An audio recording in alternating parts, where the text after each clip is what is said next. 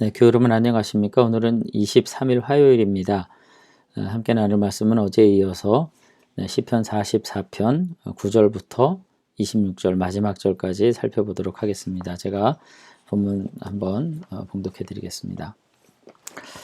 9절부터 봉독하겠습니다.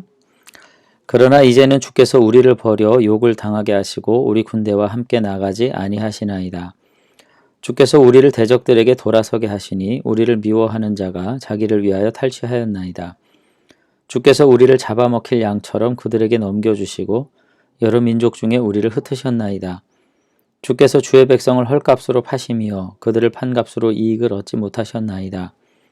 주께서 우리로 하여금 이웃에게 욕을 당하게 하시니 그들이 우리를 둘러싸고 조소하고 조롱하나이다. 주께서 우리를 뭇 백성 중에 이야기거리가 되게 하시며 민족 중에서 머리를 흔들물 당하게 하셨나이다. 나의 능욕이 종일 내 앞에 있으며 수치가 내 얼굴을 덮었으니 나를 비방하고 욕하는 소리 때문이요 나의 원수와 나의 보수자 때문이니이다. 이 모든 일이 우리에게 임하였으나 우리가 주를 잊지 아니하며 주의 언약을 어기지 아니하였나이다. 우리의 마음은 위축되지 아니하고 우리의 걸음도 주의 길을 떠나지 아니하였으나 주께서 우리를 승냥이의 처소에 밀어넣으시고 우리를 사망의 그늘로 덮으셨나이다. 우리가 우리 하나님의 이름을 잊어버렸거나 우리 손을 이방 신에게 향하여 폈다면 하나님이 이를 알아내지 아니하였으리이까. 무릇 주는 마음의 비밀을 아시나이다. 우리가 종일 주를 위하여 죽임을 당하게 되며 도살할 양같이 여김을 받았나이다. 주여 깨소서 어찌하여 주무시나이까.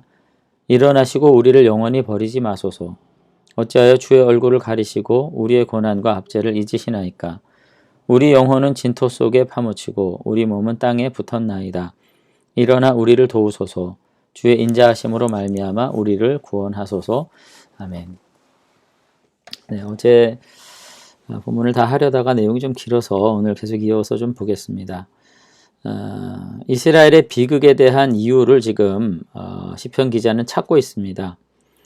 어제도 말씀을 드렸습니다만은 그 이스라엘의 법, 전쟁과 관련한 법 중에서 특별히 신명기 20장, 23장, 이와 같은 28장 같은 규정에 의하면은 이스라엘 백성들이 언약을 저버리지 않는다면 하나님은 이스라엘 백성들과 함께 나가셔서 적을 물리치실 것으로 이제 이렇게 약속이 돼 있어요.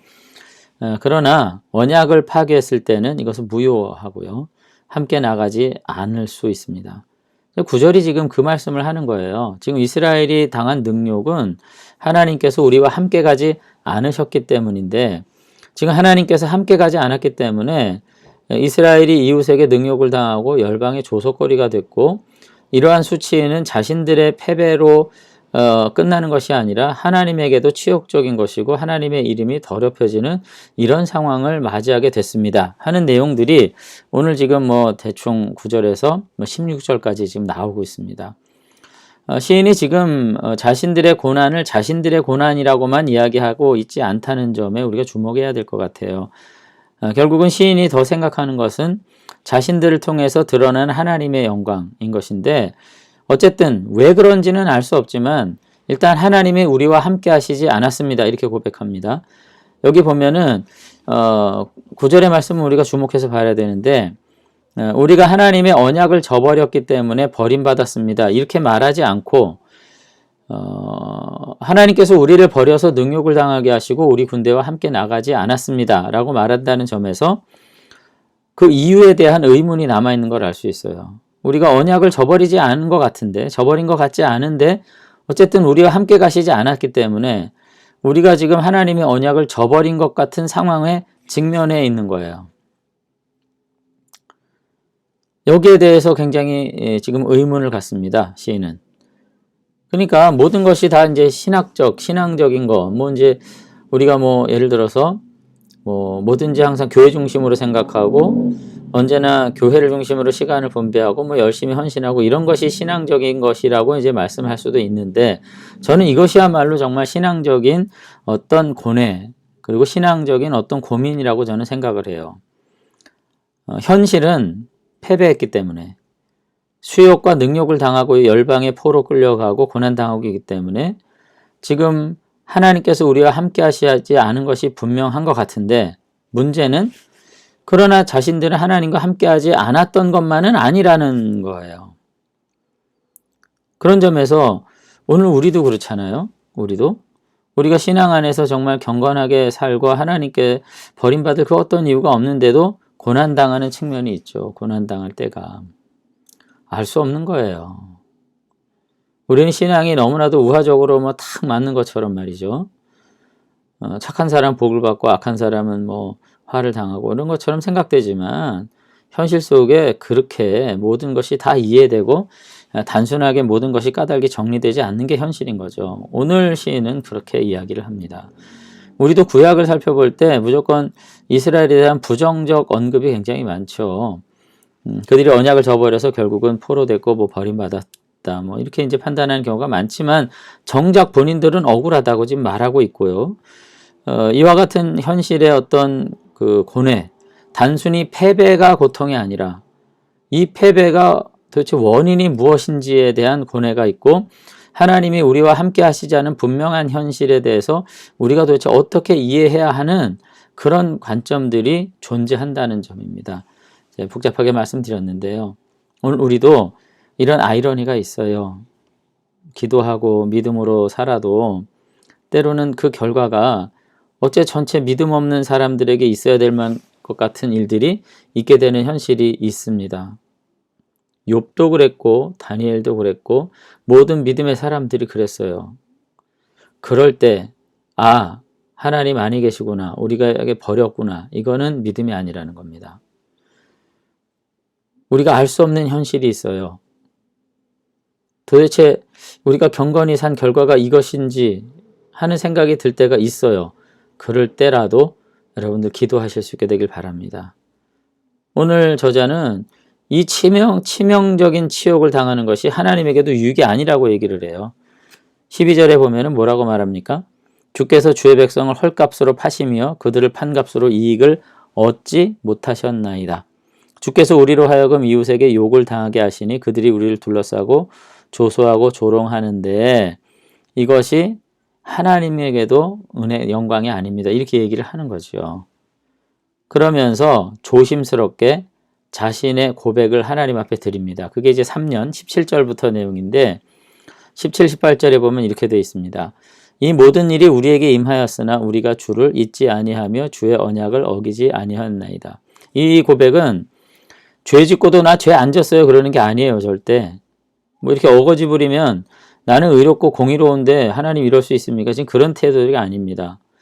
하나님이 우리와 함께 하시지 않은 거 분명하고 그것이 언약적 저주 때문인 것도 분명해 보이지만 그러나 하나님 돌이켜볼 때 우리도 하나님 버리진 않았어요. 이렇게 고백하는 거예요.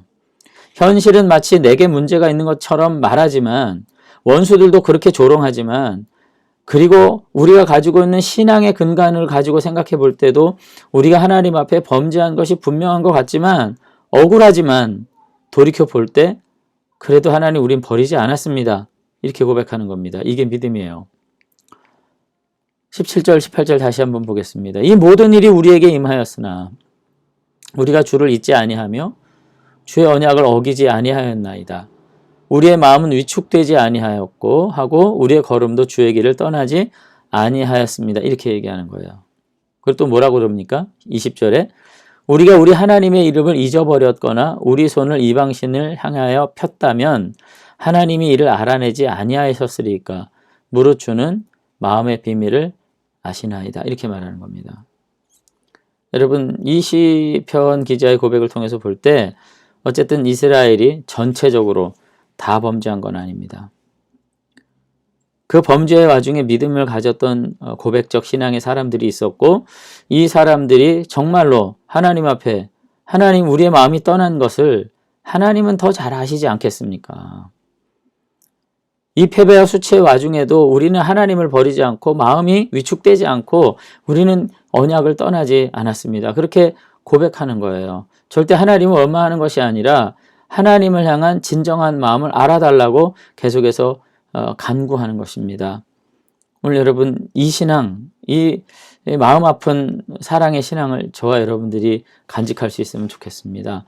비록 우리의 현실이 어떠할지라도 일단 그 모든 현실을 하나님께서 복되게 인도해 주실 것이라고 하는 믿음을 우리가 저버리진 않지만, 그러나 고난의 순간에도 우리가 다시 한번 하나님을 향해서 이와 같은 진실을 말할 수 있는 이 애절한 사랑을 가지게 될 때 우리는 소망이 있습니다.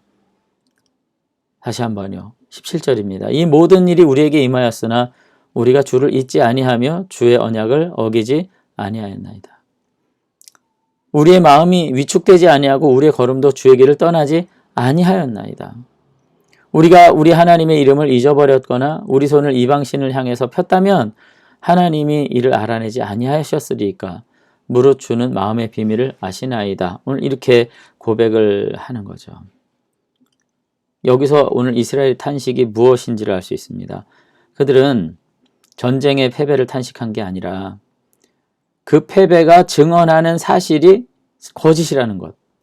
그 패배를 통해서 유추할 때 이스라엘은 언약을 떠났구나. 그래서 하나님이 버렸구나. 라는 조소받는 것이 싫은 거예요. 싫다기보다 그것에 고통스러워한 겁니다. 우리는 마음이 떠나지 않았습니다. 하나님을 잊어버리지 않았습니다.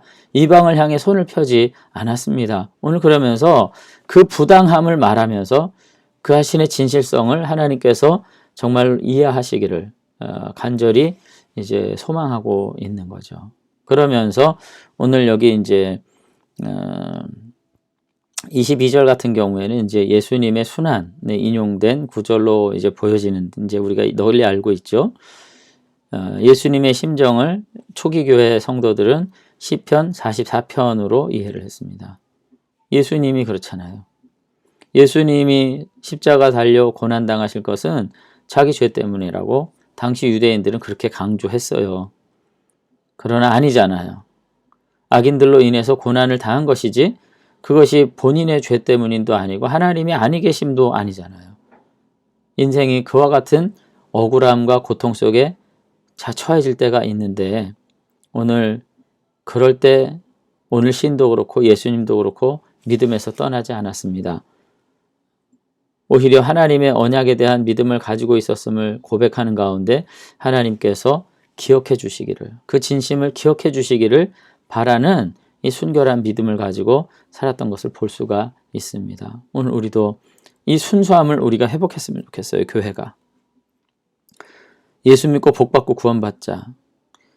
예수 믿고 좋은 것 좀 누리자. 뭐 그런 믿음 말고요. 그런 것과 상관없이 우리의 진심을 하나님 앞에 토할 수 있는 그 어떤 순전한 관계, 하나님과의 관계 안에서 이루어지는 어떤 신뢰와 사랑을 더 중히 여기는 그 어떤 순수한 어떤 신앙, 이런 거 우리가 정말 회복하고 간직할 수 있었으면 좋겠습니다. 그렇게 될 때 그 행복한 사람이에요. 그 사람이. 그러한 사람이야말로 정말 하나님의 은혜와 하나님의 구원을 세상 앞에 온전히 드러내는 복됨의 삶을 살아가게 될 줄로 믿습니다. 그래서 오늘 다시 한번 우리들이 시편 44편을 바라보면서 하나님 우리와 어찌 함께 나가지 아니합니까? 라는 질문 안에 담겨있는 우리의 믿음과 우리의 하나님을 향한 진심을 정말 하나님께서 기억해 주기를 바라는 이 순수한 사랑과 믿음을 가지고 우리가 한날 한날 주님과 동행하는 이 복된 성도의 삶 살아갈 수 있었으면 좋겠습니다. 한번 기도하겠습니다. 하나님 아버지, 우리 안에 순전한 믿음, 순수한 사랑 온전히 회복되기를 원합니다.